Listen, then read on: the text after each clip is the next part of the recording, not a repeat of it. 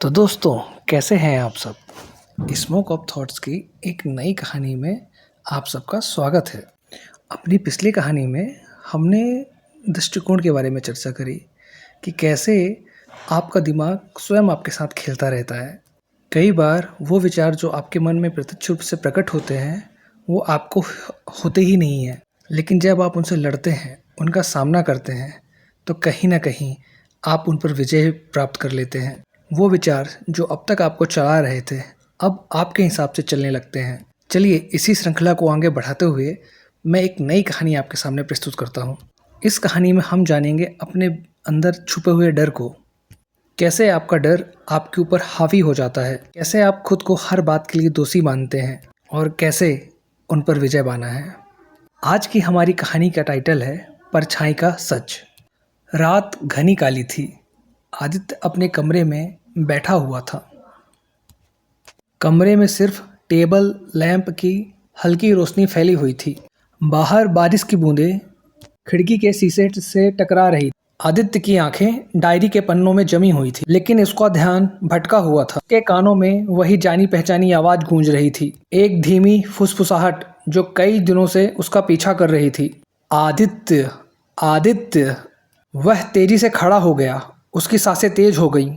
उसने कमरे के हर कोने को देखा, लेकिन वहां कोई नहीं था। ये क्या हो रहा है मेरे साथ, आदित्य ने खुद से बुदबुदाया। अभी खिड़की के बाहर उसे एक परछाई दिखाई दी। वह हिल रही थी। आदित्य ने ध्यान से देखा। वह परछाई एक इंसान की थी। उसने धीरे से खिड़की खोली। ठंडी हवा का झोंका उसके चेहरे पर पड़ा। परछाई अब साफ दिख रही थी। वह एक लंबा इंसान था जिसने काले कपड़े पहन रखे थे, लेकिन चेहरा धुंधला था। आदित्य ने हिम्मत जुटाई और नीचे की ओर देखने लगा। परछाई धीरे धीरे खंडहर की ओर बढ़ रही थी। आदित्य के अंदर एक अजीब सा खिंचाव महसूस हुआ। तुम कौन हो? आदित्य ने चिल्लाकर पूछा। परछाई ने पलटकर उसकी तरफ देखा। उसकी आंखें सफेद थी, बिना पुतलियों के। आदित्य का शरीर कांप उठा। अचानक परछाई ने इशारा किया। आदित्य जैसे किसी ताकत के वश में था। वह सीढ़ियों से नीचे उतरा और खंडहर की ओर चल पड़ा। बारिश और हवा आदित्य के चेहरे को भिगो रही थी, लेकिन उसकी आंखें सिर्फ परछाई पर टिकी थी। खंडहर के अंदर एक पुराना लकड़ी का दरवाजा था।